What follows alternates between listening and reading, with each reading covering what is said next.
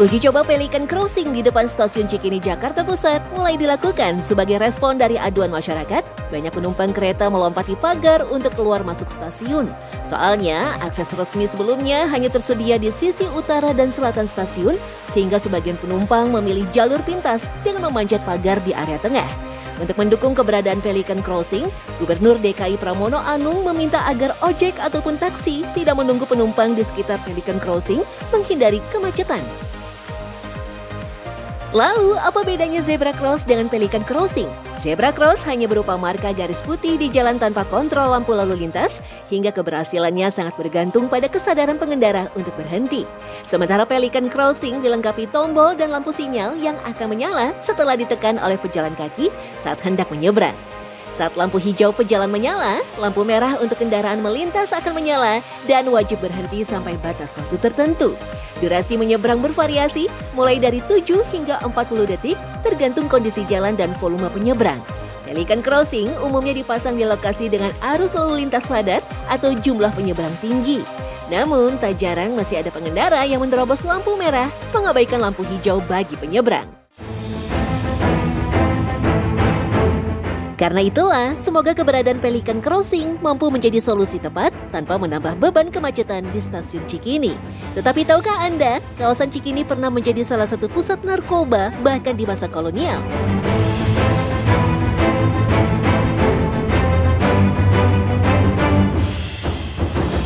Inilah Cikini, kawasan yang dulunya bisa dibilang sebagai salah satu sentral opium Jakarta atau Batavia di era kolonial. Di kawasan Jakarta Pusat ini, dulu terdapat rel kereta api yang menjadi lalu lintas bahan baku opium, yakni buah candu ataupun popi. Jejak rel itu kini dikenal warga sebagai Jembatan Kenari. Pada masanya, rel ini melayani pengangkutan bahan mentah opium dari stasiun Cikini untuk diolah ke pabrik, untuk kemudian diedarkan ke berbagai tempat. Ya, kalau kita lihat kan di sebelah belakang kita ya, dari arah belakang itu adalah kampus UI yang dulu menjadi pabrik opium, ya pabrik pengolahan opium. Nah, kemudian di sebelah sana ada stasiun Cikini, kemudian stasiun Manggarai dan segala macam yang dulu belum ada kan. Nah, jadi ini adalah penghubung antara pabrik ya kan dengan jalur kereta yang lebih besar di sebelah sana.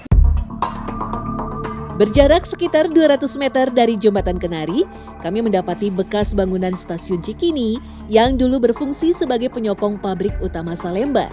Dari luar, mungkin tak ada yang mengira kalau bangunan ini merupakan bekas stasiun. Sebab sebagian besar bangunannya tertutupi oleh bangunan rumah warga. Kalau kita lihat, itu adalah tempat produksi, ini adalah tempat untuk mendistribusikan. Mengirim ini ke stasiun yang lebih besar yang ada di Cikini. Ya gitu. Jadi nanti tadi yang kita jembatan itu kan bekas rel, nah stasiunnya ada di sini. Nah kalau kita lihat dari skala stasiun Salemba itu kan tidak terlalu besar ya. Gitu. Nah maka kita bisa memperkirakan atau ada data historis yang menyatakan seberapa besar sih produksi opium yang pada waktu itu ada dan didukung oleh stasiun ini.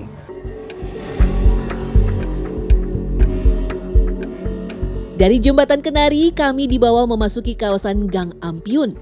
Gang selebar 1,5 hingga 3 meter di sebelah Cikini Gold Center ini menjadi jejak yang bisa terdengar dari kegiatan pabrik opium. Menurut peta berjudul Plate Ground Font Batavia tahun 1947, Gang Ampiun ditulis sebagai G. Amfion dan lokasinya bersisian dengan rel kereta api. Sini kita bisa lihat misalnya Amfion itu memang dalam bahasa Belanda artinya opium. Ya, dan ini berasal dari periode VOC. Ya, kalau kita lihat di dalam organisasi VOC itu ada satu organisasi yang disebut dengan Société Amfion atau masyarakat opium, masyarakat candu begitu. Nah, karena dulu ada pabrik candu di Salemba, kemudian ada rel yang melewati Jalan Kenari ya sekarang, Jalan Kenari, maka daerah di sekitar sini mungkin juga dia mengambil ingatan kolektif, akhirnya menggunakan nama tersebut. Saat Belanda masuk ke Indonesia pada akhir abad ke-17, candu memang sudah menjadi komoditas penting di pasar, terutama di Asia. Awalnya dibawa oleh Portugis, candu kemudian menjadi komoditas jualan Inggris, Denmark, sampai pedagang Arab. Hal inilah yang membuat VOC ketar-ketir. Pergeseran selera pasar.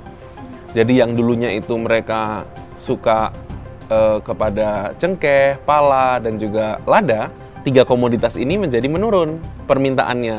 Nah, kemudian VOC karena dia harus berpikir ya, bagaimana cara untuk mengembalikan perdagangan ini, maka kemudian dia terpikir ada satu komoditas lain yang mungkin untuk diperkenalkan, yaitu opium, dan itu diimpor dari India.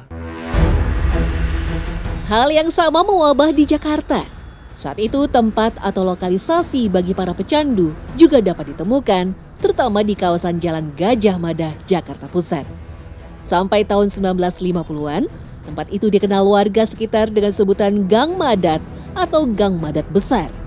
Namun setelah kemerdekaan Indonesia, namanya diganti menjadi Jalan Kesejahteraan dan Jalan Keselamatan untuk menghilangkan kesan buruk. Tak jauh dari situ, Jalan Perniagaan Barat juga menjadi saksi sejarah bagi para pecandu. Dikenal sebagai nama Jilangkeng, kawasan ini merupakan tempat hiburan malam para pejabat Belanda dan Tionghoa pada 1800-an.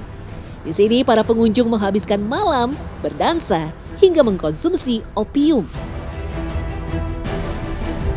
Nah, kalau kita lihat dari data historis, misalnya tahun 1910, 1920-an, itu produksi opium di pabrik opium yang ada di Salemba itu sekitar 100 ton per tahun.